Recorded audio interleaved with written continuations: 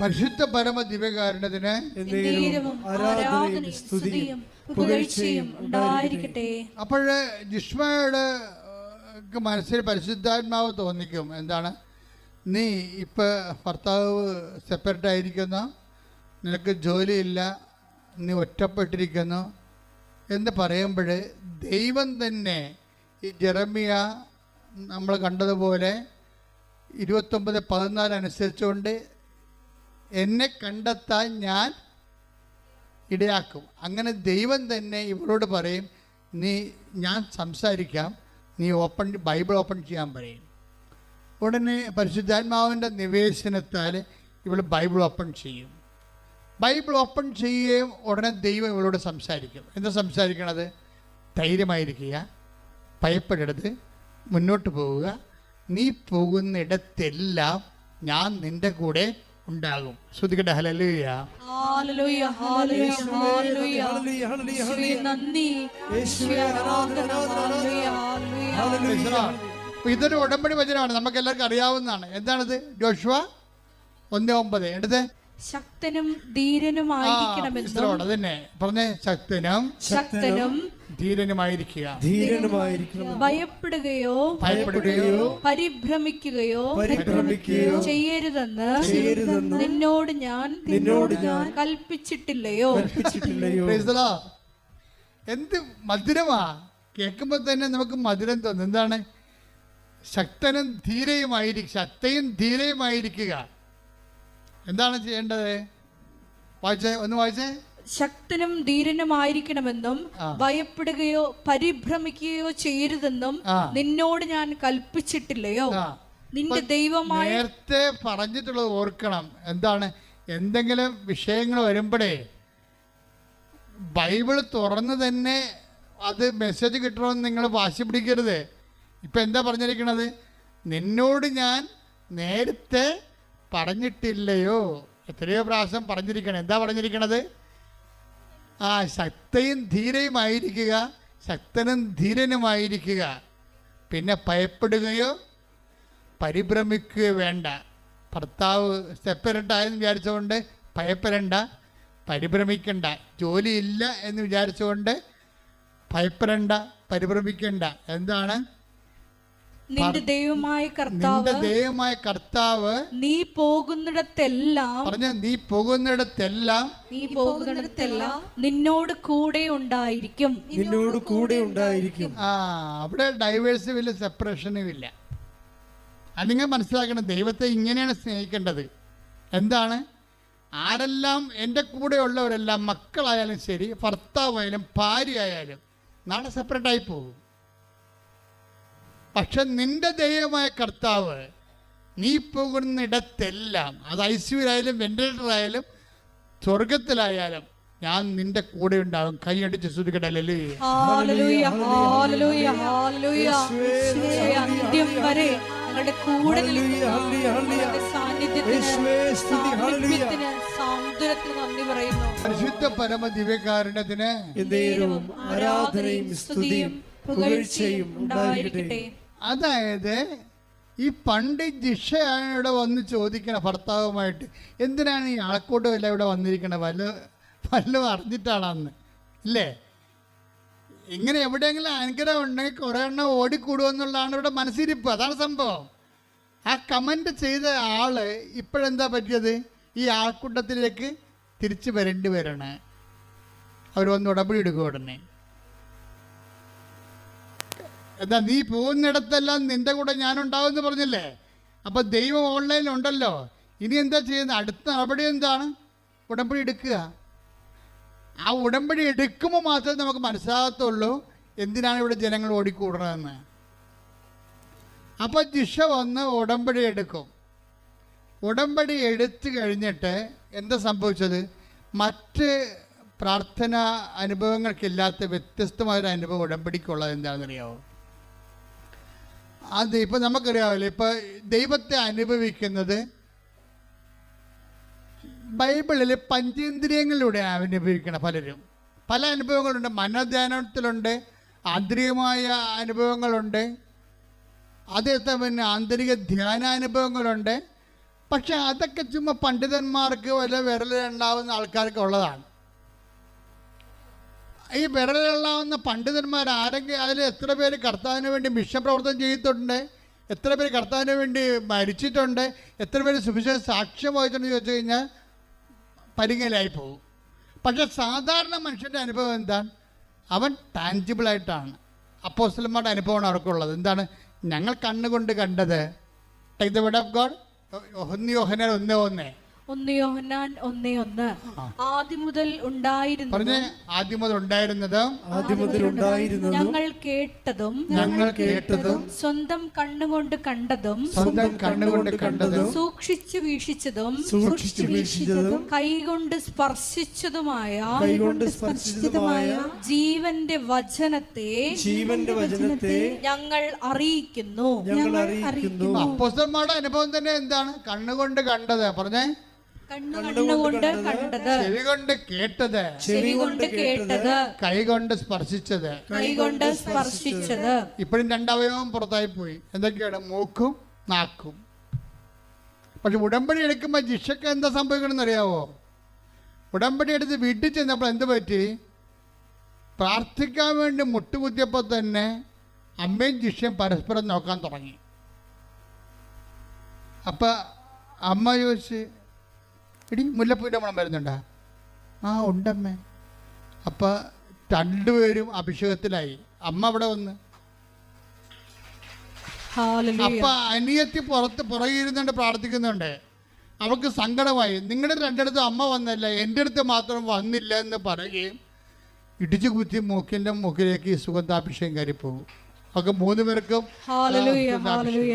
ആ സാക്ഷ്യം നിങ്ങൾ കേൾക്കണം. ശരിക്കും പറഞ്ഞാൽ അതായത് നമ്മൾ മുല്ലപ്പൂ എന്നൊക്കെ പറയുമ്പോൾ ആൾക്കാർക്ക് അറിയാവുന്ന മുല്ലപ്പൂ ആണെന്ന് ഒരു നിർബന്ധമില്ല. നമുക്ക് പരിചയമുള്ള സ്മെല്ല് ഈ ബ്രെയിനിലെല്ലാം സേവ് ആണല്ലോ.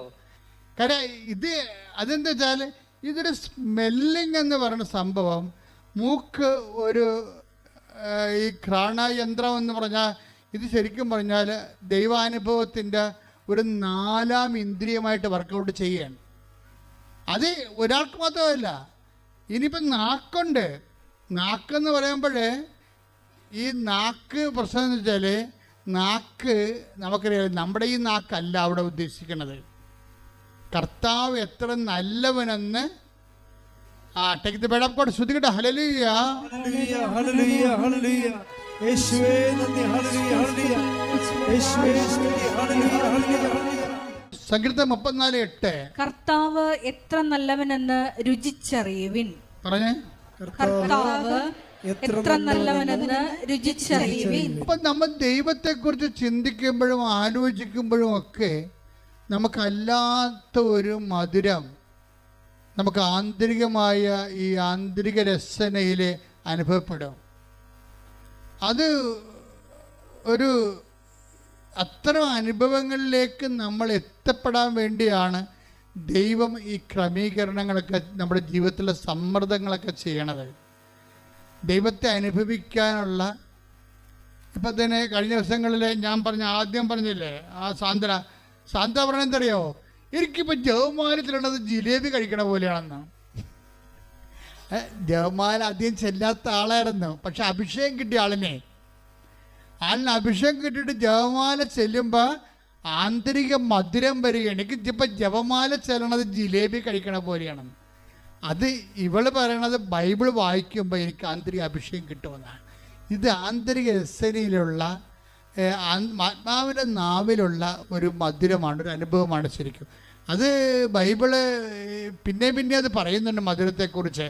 Take the word of God. അതായത് സങ്കീർത്തനം 19:10 എടുത്ത്. സങ്കീർത്തനം 19:10. അവ പൊന്നിനെയും തങ്കത്തെയുംക്കാൾ അഭികാമ്യമാണ്, അവ തേനിനെയും തേൻ കട്ടയേക്കാൾ മധുരമാണ്. സങ്കീർത്തനം ദൈവവചനത്തെ അനുഭവിക്കണത് എങ്ങനെയാണ്? അത് തേനിനേക്കാൾ. സങ്കീർത്തനം 19:10 എന്താ പറയണത്? അത് തേനിനേക്കാളും പറഞ്ഞേ, അവ തേനിനേക്കാളും തേൻ കട്ടയേക്കാളും മധുരമുള്ളതാണ്. അപ്പൊ നിങ്ങളുടെ 1/2 മണിക്കൂർ വചനം വായിക്കാൻ അച്ഛൻ പറഞ്ഞില്ലേ? 1/2 മണിക്കൂർ വചനം വായിക്കാൻ പറഞ്ഞതിൻ്റെ കാരണം നിങ്ങൾ 10 കൊല്ലം വായിച്ചിട്ടും വചനം നിങ്ങൾക്ക് ധ്യാൻ കട്ടയെ പോലെ മധുരമില്ലെങ്കിൽ നിങ്ങൾ അഭിഷേകത്തിന് വേണ്ടി പ്രാർത്ഥിക്കണം. നിങ്ങളൊരു വർത്തമാന പത്രം വായിക്കണ പോലെ ബൈബിൾ വായിച്ചിട്ടാണ് നിങ്ങൾക്ക് ആന്തരിക രസനയിൽ ദൈവവചനം മധുരമാകാതിരിക്കണത്. വചനം വായിക്കുന്തോറും നമുക്ക് ഭയങ്കരമായ മധുരിമ, ആന്തരിക മധുരിമ അനുഭവപ്പെടും, സന്തോഷവും. അതുപോലെ തന്നെ വചനത്തിലൂടെ ദൈവം നയിക്കണതും ദൈവത്തിൻ്റെ സ്നേഹം അനുഭവിക്കുന്നതാണ് ഈ മധുരം എന്ന് പറയണത്. അല്ലാതെ പഞ്ചാര എന്ന് പറഞ്ഞിട്ട് നമുക്ക് വായിലിടുമ്പോൾ ഉണ്ടാകുന്ന മധുരമല്ല, ദൈവ സ്നേഹമല്ലാതെ അനുഭവിക്കും നമ്മൾ. അപ്പം ദൈവ സ്നേഹമായതുകൊണ്ട് അത് വചനത്തിലൂടെ, വചന വായനയിലൂടെ, വചന നിവർത്തീകരണത്തിലൂടെയൊക്കെ, വചന ധ്യാനത്തിലൂടെ അനുഭവിക്കാൻ എളുപ്പമാണ്. അതിന് ഒരു ഭാരം, ഇപ്പം നമുക്ക് ഒരു മിനിമം ഭാരം ഉണ്ടാവുമല്ലോ. ഇപ്പോൾ ഒരു വിമാനം 700 യാത്രക്കാരെയും കൊണ്ട് റൺവേയിലൂടെ ഇങ്ങനെ ഓടിപ്പോകുമ്പോൾ നല്ല അതിൻ്റെ സ്പീഡ് 200 കിലോമീറ്ററാക്കി, പിന്നെ 300 കിലോമീറ്ററാക്കി, പിന്നെ 400 കിലോമീറ്ററാക്കി, 450 കിലോമീറ്റർ സ്പീഡാകുമ്പോൾ അവരുടനെ എൻ്റെ ചിറക് ഇങ്ങനെ അങ്ങോട്ട് നമുക്ക് വിമാനത്തിരിക്കുമ്പോൾ അറിയാൻ പറ്റും. അവർ ചിറക് 450 കിലോമീറ്റർ വിമാനം റൺവേയിൽ സ്പീഡായി കഴിഞ്ഞാൽ ചിറക് അവരെങ്ങനെ അഡ്ജസ്റ്റ് ചെയ്ത് ഇങ്ങനെ കാറ്റിനെ ഈ ചിറകിൽ പിടിക്കും. അപ്പോൾ ഈ സാധനം പൊന്തിപ്പോവും. ആ കാറ്റിൽ ചിറകിനെ അവർ പിടിക്കാൻ വേണ്ടി അഡ്ജസ്റ്റ്മെൻറ്റ് അവിടെ ചെയ്തിട്ടുണ്ട്. നമുക്ക് നമ്മളെ വിരിച്ചിട്ട് നോക്കുമ്പോൾ ഈ ചിറകിങ്ങനെ ഇളകി ഇങ്ങനെ കാറ്റിനെ പിടിക്കണ കാണാൻ പറ്റും. അപ്പോഴീ വിമാനം നേരെ പൊന്തി വരും. അപ്പോൾ 750 യാത്രക്കാരുടെ എത്ര വിമാനത്തിൻ്റെ ടൺ എത്രയാണെങ്കിലും ആ ഭാരം ലഘുവായി മാറും. ആ ഭാരത്തിനെല്ലാം കാറ്റും സ്പീഡും കൂടി താങ്ങി നിർത്തും. ഇതുപോലെ വചനം വായിക്കുന്ന ആദ്യകാലം വായിക്കണ്ട, നാളെ പ്രാർത്ഥിക്കാം, ഇപ്പം പ്രാർത്ഥിക്കണ്ട, പിന്നെ പ്രാർത്ഥിക്കാം. അപ്പോൾ മകൻ അവിടെ ഇരുന്ന് പെരിച്ചാഴി പറയും, അമ്മ ഒരു കൊന്ത 2 ദിവസം ചെല്ലിയാൽ മതി എന്ന് പറയും. അപ്പം തന്നെ ആ പാസ്തന പുസ്തകം എടുത്ത് അവൻ്റെ തലക്കെട്ടടിക്കണം. അതായത് ഒരു തരം ഫ്രോഡും അക്സെപ്റ്റ് ചെയ്യത്തില്ല. ഇന്നല്ലെങ്കിൽ നാളെ പിടിവീഴും. കാരണം എന്താ, നിങ്ങൾ അതുകൊണ്ട് തന്നെ ശക്തനും ധീരനുമായിരിക്കും എന്ന് പറഞ്ഞ പോലെ തന്നെ ദൈവത്തിരുസന്നിധിയിൽ സത്യത്തോടെ നിൽക്കാൻ നോക്കണം. സത്യത്തോടെ ദൈവത്തിന് മാത്രം 1ാം സ്ഥാനം കൊടുത്തുകൊണ്ട്, ഇത് പ്രയോറിറ്റി ഓഫ് വാല്യൂ. ഒന്നാമത്തെ കൽപ്പന കവന്നതിനതാണ്, നിൻ്റെ കർത്താവ് ദൈവം, നിൻ്റെ ഭർത്താവല്ല, ഇപ്പം ദൈവം തന്നെയാണ്. ആ ദൈവത്തിൻ്റെ ഒപ്പം നിന്നെ വേറെ ആരെയും വെക്കരുത്. അല്ല, നീ ആരെയും കോംപ്രമൈസ് ചെയ്യിക്കരുത്. ആ വിഷയത്തിൽ, ആ കളത്തിൽ കയറി കളിക്കാൻ ആരും അനുവദിക്കരുത്. കഴിഞ്ഞ ദിവസങ്ങൾ ഒരു മകന്, അതിൻ്റെ പേരെന്നാ, ആശുപത്രിയിൽ കിടന്ന് കുറേ ഒരു നല്ല സാക്ഷ്യം ഉണ്ടായിരുന്നു ഇവിടെ, മറന്നുപോയി ഞാൻ പേര്. അപ്പം അയാൾ പറയണത് എന്താ വെച്ച് കഴിഞ്ഞാൽ, എൻ്റെ മകനാണ് എന്നെ ദൈവത്തിനെ ഇപ്പം കാണിച്ചതെന്നാണ് പറയണം. എന്താ കാര്യം വെച്ച് കഴിഞ്ഞാൽ, മകൻ്റെ കൂടെ, മകന് ജനിച്ചപ്പോൾ ചങ്കക്കാരുള്ള ആമാശയവും കിഡ്നിയും ഒക്കെ പല സ്ഥലത്തിടന്നു. അപ്പോൾ ഡോക്ടർ പല സമയത്ത് ഈ കുഞ്ഞിനെ അബോർട്ട് ചെയ്യാൻ വേണ്ടി, ഇപ്പോൾ ഏതാണ്ട് 95% ആൾക്കാർ, 95,000 ആൾക്കാർ കണ്ടിട്ടുണ്ട്. 1,00,000 ആൾക്കാർ കണ്ടത് ആ സാക്ഷ്യം. എന്നുവെച്ചാൽ ഈ കുഞ്ഞിനെ അബോർട്ട് ചെയ്യാൻ പലപ്പോഴും ഡോക്ടർ പറഞ്ഞു. കാര്യം എന്ന് വെച്ച് കഴിഞ്ഞാൽ, ഈ കുഞ്ഞിന് കിഡ്നി ചങ്കിൻ്റെ അകത്തും നെഞ്ചിൻ്റെ അവിടെയും, പിന്നെ അത് ആമാശയില്ല, അത് തൊടേന്ന് ഇത് വാങ്ങിച്ച് വെച്ചിട്ടാണ്, തൊടേന്ന് ഞരമ്പെടുത്തിട്ടാണ് ആമാശയം രണ്ടാമത് ഉണ്ടാക്കണം. അപ്പോൾ ഇങ്ങനെയൊക്കെ പല അവയവങ്ങളും ഇല്ലാതെ വരും. അതുകൊണ്ട് ജനിക്കുമ്പോൾ തന്നെ ഇത് മരിക്കും. നിങ്ങൾ അബോർട്ട് ചെയ്യണം, നല്ലത് മതി. അപ്പൻ അബോർട്ട് ചെയ്യിക്കത്തില്ല. അപ്പൻ അബോർട്ട് ചെയ്യാതെ വിശ്വാസത്തിൽ തന്നെ അപ്പൻ പിടിച്ചു നിൽക്കും. ആ സാക്ഷ്യം നിങ്ങൾ കേട്ടിട്ടുള്ളവർ ഒന്ന് കൈപൊക്കിക്കേ. അനൂപിൻ്റെ സാക്ഷ്യം. അനൂപ് ഒരു കോംപ്രമൈസ് തയ്യാറാകത്തില്ല. അവസാനം ആ കൊച്ചിന്, ആ മനുഷ്യൻ വിശ്വാസത്തിൽ ദൈവത്തിൻ്റെ കൂടെ നിന്നുകൊണ്ട് വീണ്ടെടുക്കണ എടുപ്പെന്ന് പറഞ്ഞ ഐതിഹാസികമായ ഒരു ആത്മീയ വിജയത്തിൻ്റെ ചരിത്രമാണ്. കൈയടിച്ച് സ്തുതിക്കല്ലേ.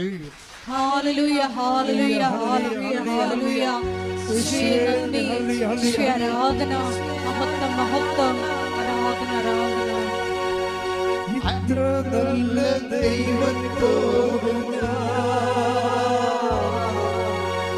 ഇന്നു ചെയ്തു നന്ദി ചൊല്ലിടും. എന്റെ കൊച്ചു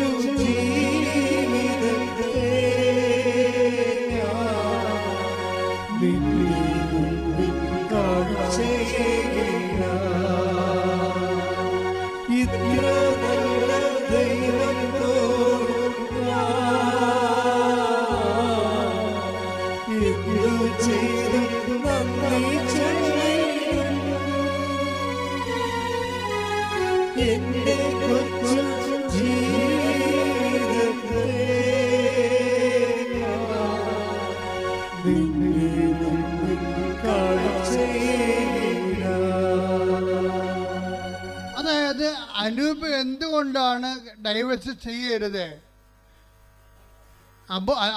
അബോർട്ട് ചെയ്യരുതെന്ന് പറയാൻ കാര്യം എന്താണ്? അയാളുടെ ആസ്തിയാണ്. അയാളെ കുഞ്ഞുനാൾ പോലും മാതാവിൻ്റെ ആളാണ്. അപ്പം ഒരു അറ്റ കൈ ഉണ്ടായാൽ അമ്മ അഭയം തരുമെന്ന് അയാൾക്കറിയാം. അതുകൊണ്ട് പക്ഷേ എന്നാലും പലപ്പോഴും പല പല പ്രശ്നങ്ങൾ കാരണം, ഈ ആമാശയമില്ലാത്ത കാരണവും അതുപോലെ കിഡ്നികൾ സ്ഥലം മാറിയിരിക്കുന്ന കാരണവും കുഞ്ഞിന് എപ്പോഴും ഇഷ്യൂസ് ഡെവലപ്പ് ചെയ്യും. പല പല ഓപ്പറേഷൻ കഴിയും. ഒരു കൊല്ലമൊക്കെയാണ് ICU കിടന്നത്. 22 ലക്ഷം രൂപയാവും ചിലവ്. എന്നിട്ട് ഫൈറ്റ് ചെയ്യണം. ഡോക്ടർമാർ പറയുക, ഡോക്ടർമാരുടെ ആത്മവിശ്വാസം വരെ പോകുമ്പോഴും ഇവൻ ഉടുത്ത തുണിയാലെ ഇവിടെ വന്ന് ഉടമ്പടി എടുത്തിട്ടില്ല, ഉടുത്ത തുണിയാലെ അമ്മയെടുത്ത് വരും.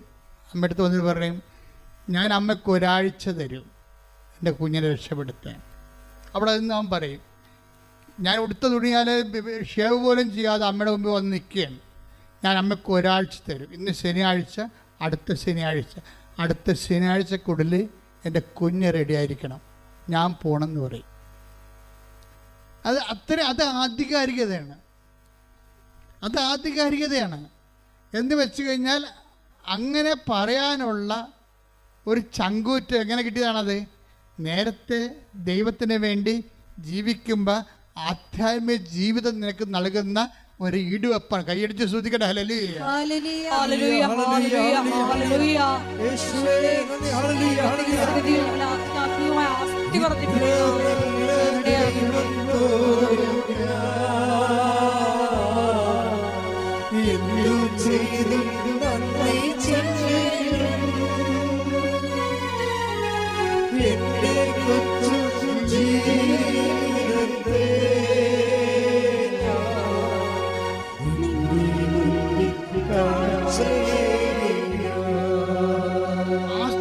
ഇതാണ് ആസ്തിയും ആത്മവിശ്വാസവും എന്ന് പറയണത്. അയാൾ ദൈവത്തെ ഭീഷണിപ്പെടുത്തിയതല്ല, സങ്കടം കൊണ്ട്, തനിക്ക് പറയാനുള്ള അവസാനത്തെ ആളായതുകൊണ്ടും ഇത് കേൾക്കാൻ ബാധ്യതയുള്ള ആളായതുകൊണ്ടും ദൈവപിതാവ് നമ്മളുടെ സങ്കടങ്ങൾക്ക് നമ്മൾക്ക് കൂടെ നിൽക്കാൻ വേണ്ടി ഏൽപ്പിച്ച ആളായതുകൊണ്ടും അമ്മയ്ക്ക് അതിൻ്റെ ഉത്തരവാദിത്തമുള്ളത് കൊണ്ടും ആ ബോധ്യം ഒരു ശിശുവിനെന്ന പോലെ അവന് ഉള്ളത് കൊണ്ടും ദൈവത്തിൻ്റെ സന്നിധിയിൽ അവൻ കുഞ്ഞിനെ സമർപ്പിച്ചുകൊണ്ട് ആ കുഞ്ഞിനെ ജീവനിലേക്ക് കൊണ്ടുവരുന്ന കാഴ്ചയാണ് ആ സാക്ഷ്യം. എന്താ കാര്യം? ഇപ്പം നമ്മൾ കുഞ്ഞ് നോക്കുമ്പോഴേ അവൻ ഓടിക്കളിച്ച് നടക്കണ കാണാം. എത്രയോ പ്രാവശ്യം മരിച്ച കുഞ്ഞിനെയാണിന്ന് അവൻ ഇവിടെ വന്നിട്ട് ഇവിടെ പോലും നിൽക്കാതെ അവൻ ഓടിക്കളിച്ചിരിക്കുമ്പോൾ നമുക്ക് തന്നെ ഈ പറഞ്ഞ കുഞ്ഞാണോ എന്ന് ഓർക്കും. അതുകൊണ്ട് നമ്മൾ സാക്ഷ്യം ഇട്ടപ്പോഴേ ആ കുഞ്ഞിൻ്റെ പഴയ അവസ്ഥകളെല്ലാം ഇട്ടിട്ടുണ്ട്. ആ സാക്ഷി വിട്ടപ്പോഴേ അവൻ കരിഞ്ഞു പോയതും കറുത്തിരിക്കണതും അവൻ്റെ 16,000 രൂപ അവൻ്റെ മേത്ത് കിടക്കണതും എല്ലാം സാക്ഷ്യത്തിൽ കിടപ്പുണ്ട്. അവനാണോ ഈ ഓടിക്കളഞ്ഞുകൊണ്ടിരിക്കണത് എന്ന് നമുക്ക് തോന്നിപ്പോകും. എന്ന് വെച്ച് കഴിഞ്ഞാൽ ഇതെല്ലാം പുനഃസ്ഥാപിക്കാൻ നിങ്ങൾക്കറിയാമല്ലോ. ഇപ്പം ജിഷ്മയ്ക്ക് എന്താ സംഭവിച്ചത്? ജിഷ്മയോട് എന്താ പറഞ്ഞത്? എന്നെ കണ്ടെത്താൻ ഞാൻ ഇടയാക്കും എന്ന് പറഞ്ഞിട്ട് അതിൻ്റെ കൂടെ കുറേ സംഭവങ്ങളുണ്ട്. അതെല്ലാം ഉടമ്പടിയുടെ വാഗ്ദാനങ്ങളാണ്. Take the word of God. എന്നെ കണ്ടെത്താൻ ഞാൻ ഇടയാക്കുമെന്ന് കർത്താവ് ചെയ്യുന്നു. ഞാൻ നിങ്ങളുടെ ഐശ്വര്യം പുനഃസ്ഥാപിക്കും. കൈയടിക്കട്ടെ, ശ്രദ്ധിക്കട്ടെ. ഹല്ലേലൂയ.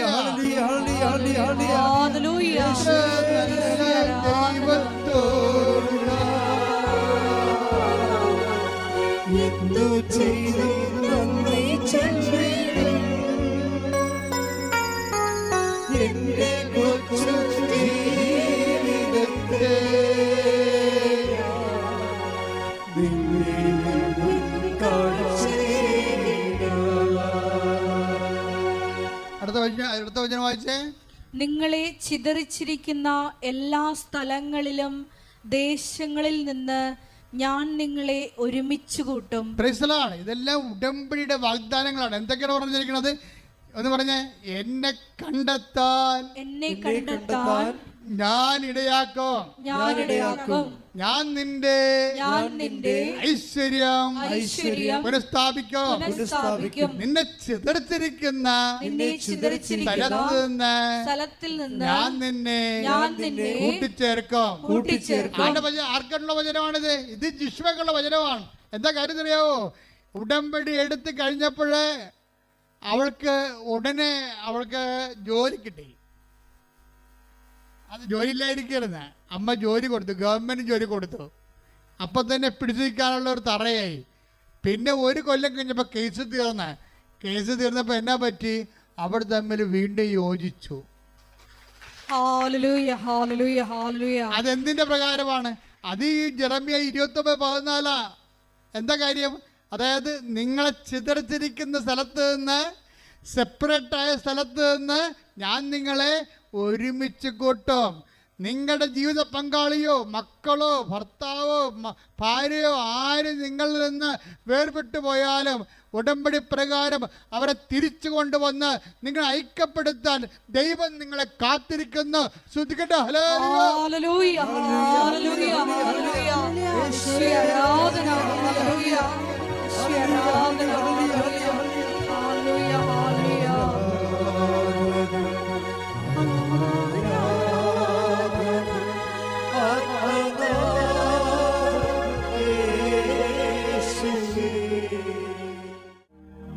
എൻ്റെ പ്രിയപ്പെട്ടവരെ, ഉടമ്പടിയിലെ ഏറ്റവും വലിയ കാതലായ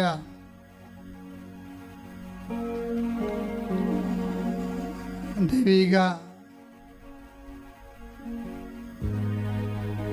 ആനുകൂല്യം എന്ന് പറയുന്നത് ദൈവസന്നിധിയിലുള്ള വ്യാപനമാണ്. ദൈവസന്നിധിയിൽ നമ്മൾ ദൈവസാന്നിധ്യത്തിൽ ഉടമ്പടി എന്തിനു വേണ്ടി എടുത്തെന്ന് ചോദിച്ചാൽ നിങ്ങൾ പറയണം, എനിക്ക് ജോലി കിട്ടാനാണ് ഉടമ്പടി എടുത്തതെന്ന് നിങ്ങൾ പറയരുത്. നിങ്ങൾ എന്താണ് പറയേണ്ടത്?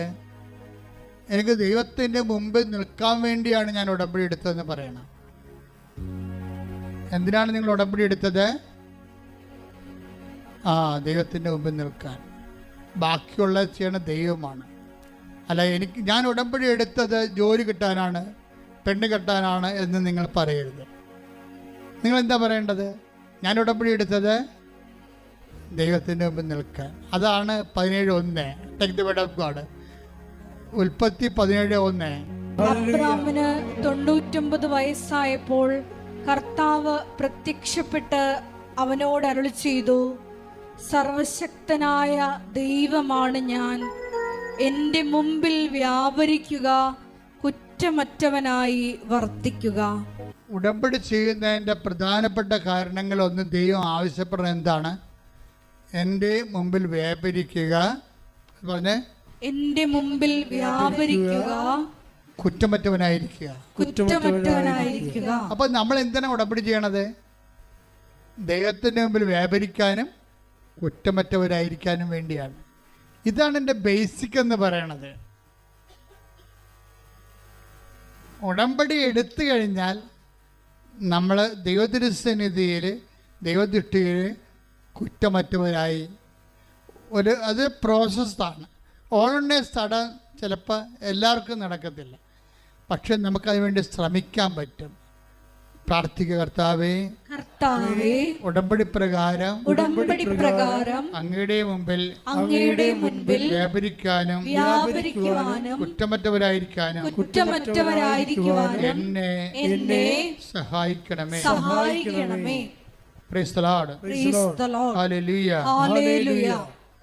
17:4 എടുത്ത്. ഇതാ നീയുമായുള്ള എൻ്റെ ഉടമ്പടി. ആരുമായിട്ട്? എബ്രാത്തിനോട് പറയണാണ് ദൈവം. എന്താണ്? നീയുമായിട്ടുള്ള എൻ്റെ ഉടമ്പടി. അപ്പോൾ 17:4 അനുസരിച്ചിട്ടാണ് ദൈവം 17:1 പറയണത്. എന്തിനാണ്? ഉടമ്പടിക്ക് മുമ്പ് തന്നെ ദൈവം പറയും, ഞാൻ നീയോട് ഉടമ്പടി ചെയ്യാൻ പോവുകയാണ്. ഇതിൻ്റെ പ്രഥമമായ ഉദ്ദേശം എന്താണ്? 17:4. 17:4 ഞാൻ നീയുമായിട്ടൊരു ഉടമ്പടി ചെയ്യാൻ പോകുന്നു. എന്തിനാണ് ചെയ്യണത്? 17:1 ഉൽപ്പത്തി പുസ്തകം എന്താ പറയണത്? നീ എൻ്റെ മുമ്പാകെ വ്യാപരിക്കണം, കുറ്റമറ്റവനായിരിക്കണം. എവിടെ ഇട്ടില്ലേ? അപ്പോൾ ഉടമ്പടിയുടെ പ്രഥമ ഉദ്ദേശം IELTS പാസ്സാകാനും OET പാസ്സാകാനും അല്ല. പ്രഥമ ഉദ്ദേശം എന്താണ്? PR കിട്ടാനല്ല, PR കിട്ടാനാണ്. പ്രഥമ ഉദ്ദേശം എന്ന് പറയണത് ദൈവത്തിൻ്റെ മുമ്പാകെ വ്യാപരിക്കാൻ. അതിനുവേണ്ടി നമ്മൾ രോഗികളെ പോയി കാണും, അവൻ പറയണ പോലെ ചെയ്യും, വസ്ത്രമില്ലാത്തവർക്ക് വസ്ത്രം കൊടുക്കും, സമാധാനത്തോടെ ജീവിക്കും, ആളുടെ കഴുത്തിലും കയറാൻ പോകത്തില്ല.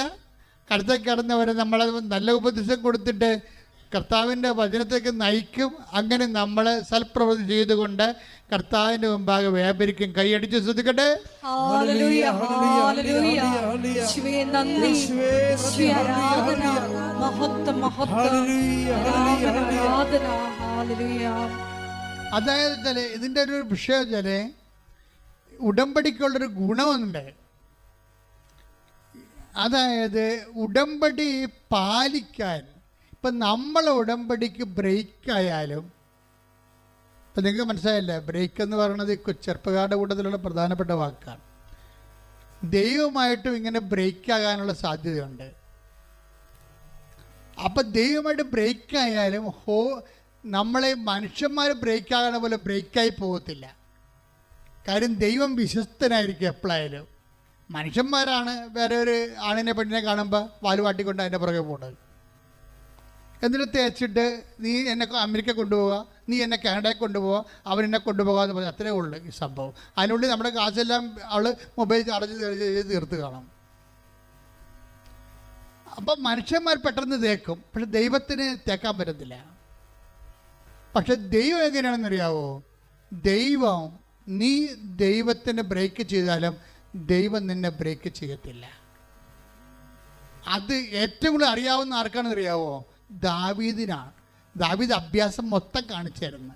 നിങ്ങൾക്കറിയാമല്ലോ, ദാവീദിൻ്റെ കഥ അറിയാമല്ലോ. പക്ഷെ ദാവീദ് പറയും, എൻ്റെ കയ്യിൽ നിന്ന് അബദ്ധം സംഭവിച്ചതാണ്, പക്ഷേ ഉടമ്പടി പ്രകാരം ഞാൻ നിൻ്റെ മുമ്പിലായിരുന്നു, നീ നിൻ്റെ മുമ്പിൽ നിന്ന് എന്നെ സങ്കീർത്തനം 51:11 അങ്ങയുടെ സന്നിധിയിൽ നിന്ന് എന്നെ തള്ളിക്കളയരുതേ, അങ്ങയുടെ പരിശുദ്ധാത്മാവിനെ എന്നിൽ നിന്ന് എടുത്തു കളയരുതേ. അതായത് സന്നിധിയിൽ നിന്ന് തള്ളിക്കളയണതും പരിശുദ്ധാത്മാവിനെ എടുത്തു കളയണതും ദാവീദിന് ഒരു വിഷയമാണ്. ഒരിക്കൽ നൽകിയ പരിശുദ്ധാത്മാവിനെ റിട്ടേൺ ചെയ്താൽ അതിൻ്റെ അർത്ഥം ദൈവത്തിൻ്റെ സന്നിധിയിൽ നിന്ന് നീ പുറത്തു പോയെന്നതിൻ്റെ അർത്ഥം. ജെറമിയ 14:21 എടുത്ത് ശ്രദ്ധിക്കട്ടെ. Hallelujah, hallelujah, hallelujah, hallelujah, hallelujah, hallelujah. യേശുവേ നന്ദി. Hallelujah, hallelujah. ജെറമിയ 14:21 അങ്ങയുടെ നാമത്തെ പ്രതി ഞങ്ങളെ നിരാകരിക്കരുതേ, അങ്ങയുടെ മഹത്വത്തിന്റെ സിംഹാസനത്തെ അവമാനിക്കരുതേ, ഞങ്ങളുമായുള്ള അങ്ങയുടെ ഉടമ്പടി അനുസ്മരിക്കണമേ, അത് ലംഘിക്കരുതേ. Praise the Lord. ദൈവത്തോട് പറയണാണ്. എന്താണ് ജെറമ്യ 21:14 എന്താ പറയണത്? 14:21 എന്താണ്? അങ്ങയുമായിട്ടുള്ള ഉടമ്പടി അങ്ങ് ലംഘിക്കരുതേ. എന്ന് വെച്ചാൽ ലംഘിക്കാനുള്ള സാഹചര്യം ചിലത് മനുഷ്യന്മാർക്ക് ഉണ്ടായിപ്പോവും. പക്ഷേ അപ്പോഴും ഈ സങ്കീർത്തകന് ജെറമ്യായ്ക്ക് ഭയങ്കര പ്രതീക്ഷയാണ്. എന്താണ്? ദൈവത്തിൻ്റെ ഭാഗത്ത് എൻ്റെ ഉടമ്പടി ഇപ്പോഴും വാല്യൂ ആണ്. ആ ഒരു ബോധം നമുക്കുണ്ടാകണം. അല്ല നിങ്ങൾ വീണു പോയെന്ന് പറഞ്ഞുകൊണ്ട് ദൈവം വീണു പോയെന്ന് ചിന്തിക്കരുത്. നിങ്ങൾ എഴുന്നേറ്റ് വരണം. കൈ നെഞ്ചത്ത് വെച്ചുകൊണ്ട്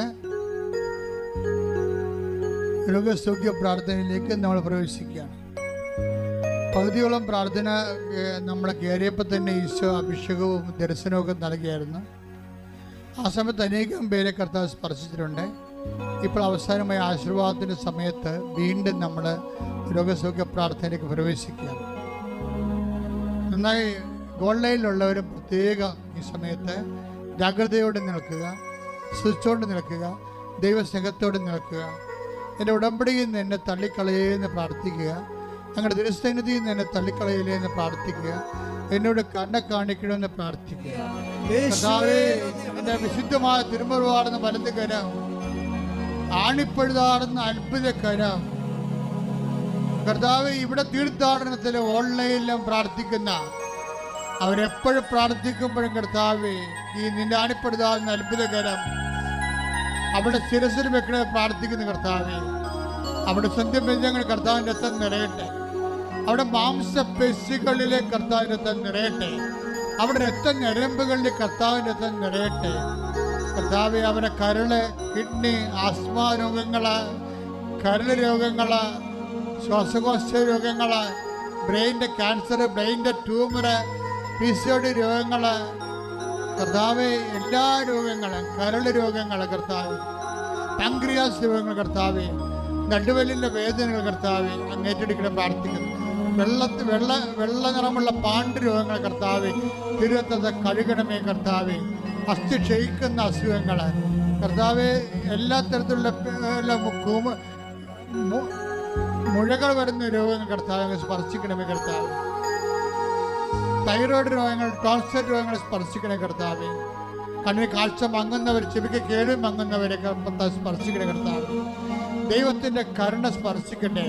ഉച്ച മുതൽ ഉള്ളംകാല് വരെ കർത്താവിൻ്റെ രക്തം പടരട്ടെ. അടിപ്പടർ പോലെ, വൈദ്യാഘാതം പോലെ ദൈവിക ശക്തിയാൽ യേശുവിന്റെ നാമത്തിൽ സൗഖ്യം പ്രാപിക്കട്ടെ.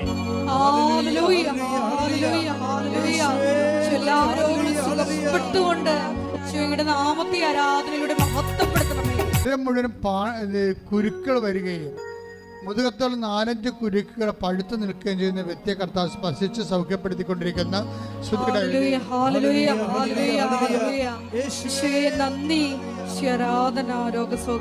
ഇടത് കിഡ്നി ഡാമേജ് ആണ്, വലത് കിഡ്നി ഇങ്ങനെ പഴുത്ത് നിൽക്കുന്ന അവസ്ഥയാണ്. കർത്താവ് വ്യക്തിയെ സ്പർശിച്ചുകൊണ്ടിരിക്കുന്ന ശ്രുതികയുടെ ഹല്ലേലൂയ.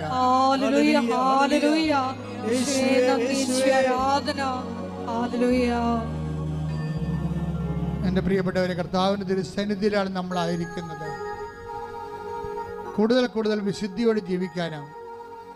ഓരോ ദിവസം കഴിയും തോറും നീ സുവിശേഷത്തിൻ്റെ വലിയ ബൃഹത്തായ ദൈവസ്നേഹത്തിൻ്റെ വക്താവാകാൻ വേണ്ടി പ്രാർത്ഥിക്കണം. കർത്താവ്, ജോലിയില്ലാത്ത മക്കൾക്ക് വേണ്ടി ഞാൻ പ്രാർത്ഥിക്കണം ഈശോയെ. സാമ്പത്തിക തകർച്ചയുള്ളവർക്ക് വേണ്ടി പ്രാർത്ഥിക്കുന്ന ഈശോയെ. ഒരിടവും പരിടമില്ലാതെ, വീടില്ല, വഴിയില്ല, കർത്താവ് വീട് വെക്കാൻ മാർഗവുമില്ലാത്തവരെ സംബന്ധിച്ച് പ്രാർത്ഥിച്ചു. അവരെല്ലാം അങ്ങ് സ്പർശിക്കണേ കർത്താവേ. വിവിധ രാജ്യങ്ങളിൽ ജോലി ചെയ്യുന്നവരുണ്ട് ഈശോയെ. അവർക്ക് അവിടെ താമസിക്കാൻ സ്ഥലം കിട്ടാത്തവരുണ്ട് ഈശോയെ. ജോലി നഷ്ടപ്പെട്ടവരുണ്ട് കർത്താവ്. ജയിലിലായിരിക്കുന്നവരുണ്ട് കർത്താവ്. ഇവിടുന്ന് ജോലി കയറിപ്പോകാൻ പോകുന്നുണ്ട് കർത്താവ്. നീറ്റിൻ്റെ പരീക്ഷ എഴുതിയ മക്കളുണ്ട് ഈശോയെ. മറ്റ് ആനുവൽ എക്സാം എഴുതിയ മക്കളുടെ കർത്താവ്. റിസൾട്ട് പ്രതീക്ഷിക്കുന്നുണ്ട് കർത്താവ്. അവരെല്ലാം അവരുടെ കഴിവിനേക്കാൾ ഉപരി കർത്താവ് ദൈവത്തിൻ്റെ കൃപയാൽ അവരെല്ലാം ഉന്നതമായ വിജയത്തിലേക്കും ഉന്നതമായ വിദ്യാഭ്യാസത്തിലേക്കും ഉന്നതമായ ജോലിയിലേക്കും പ്രവേശിപ്പിക്കാനുള്ള എല്ലാ ദൈവിക തടസ്സങ്ങൾ യേശുക്രിസ്തു നാമത്തിൽ നീങ്ങിപ്പോകട്ടെ. ശ്രുതികട്ടെ.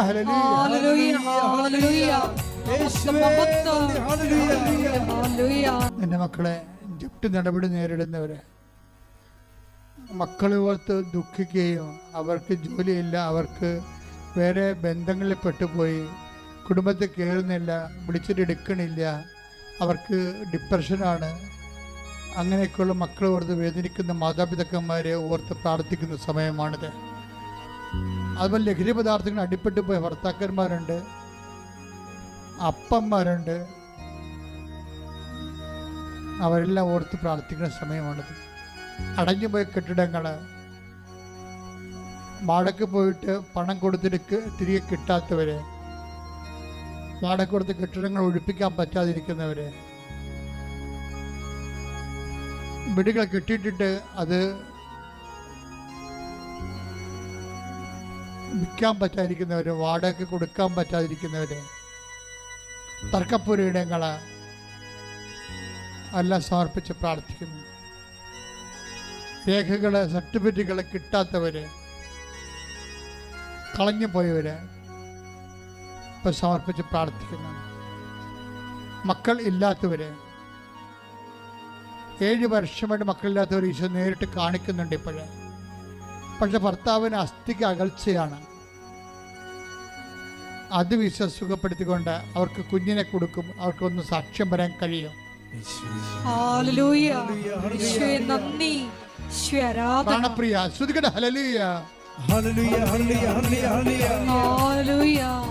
സെപ്പറേഷനിലിരിക്കുന്ന മാതാപിതാക്കന്മാര്, ഭാര്യഭർത്താക്കന്മാര്, കേസിലും കുടുംബ കോടതിയിലും ഹൈക്കോടതിയിലും ഒക്കെ കേസിലിരിക്കുന്നവര്, കുഞ്ഞുങ്ങളുടെ പേരിൽ തർക്കങ്ങളുള്ളവര്,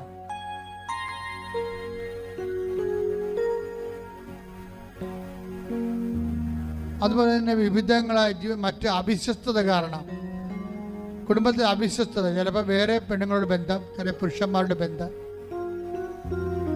അതിൻ്റെ പേരിൽ കുടുംബത്തിൽ സെപ്പറേഷൻ വന്നു പോയിട്ടുള്ളവർ, അനീതി അനുഭവിക്കുന്നവർ, അവർക്ക് ദൈവം മാത്രമേ ഉള്ളൂ. ശരിക്കും പറഞ്ഞു മനഃപൂർവ്വമുള്ള കരുതിക്കൂട്ടിയുള്ള അവിശ്വസ്തതയെന്ന്, അതായത് അക്രമങ്ങളാണ് ശരിക്കും. വയലൻസ് എന്ന് പറയണതാണ് ശരിക്കും. ഒരു ജീവിത പങ്കാളി, ഭർത്താവോ ഭാര്യയോ വേറെ ഒരു ജീവിത പങ്കാളിയുമായിട്ട് ബന്ധപ്പെടുകയും അവരുമായിട്ട് ബന്ധമുണ്ടാകുകയും സ്വന്തം ജീവിത പങ്കാളിയെ അമർച്ച ചെയ്യുകയും ചെയ്യുമ്പോൾ അത് കോടതിയിൽ നിന്ന് അപ്പുറത്തുള്ള വയലൻസാണത്. ദൈവത്തിൻ്റെ തിരുസന്നിധിയിൽ തീരാത്ത വയലൻസാണ്.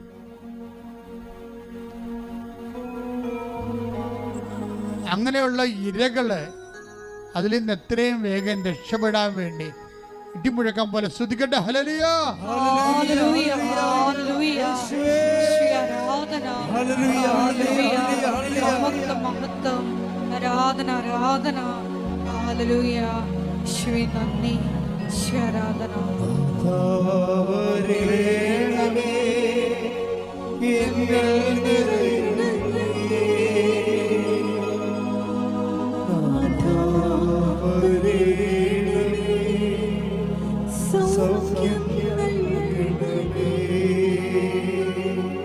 മുട്ടതിക്ക് മക്കളെ,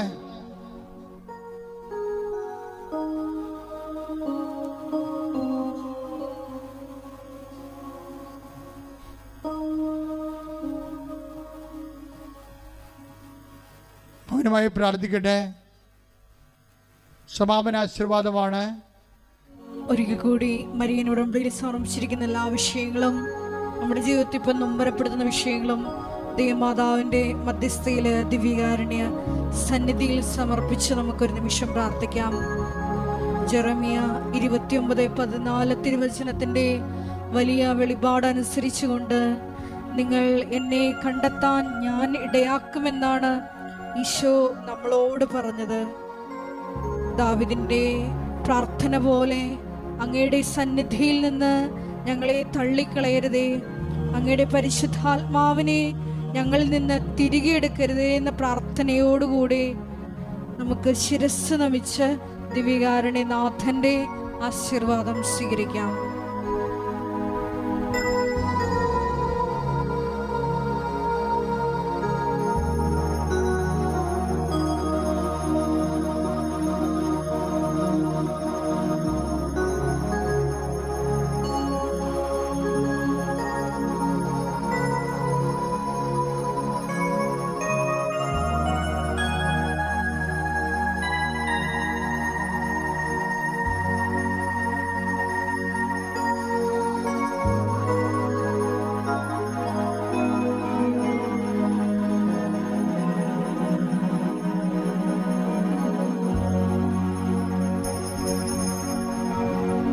പരിശുദ്ധ പരമമാ ദിവ്യകാരുണ്യമേ, എന്നും അങ്ങേക്ക് ആരാധന. പരിശുദ്ധ പരമമാ ദിവ്യകാരുണ്യമേ, എന്നും അങ്ങേക്ക് ആരാധന. പരിശുദ്ധ പരമമാ ദിവ്യകാരുണ്യമേ, എന്നും അങ്ങേക്ക് ആരാധന. ആവേ ആവേ ആവേ മരിയ, ആവേ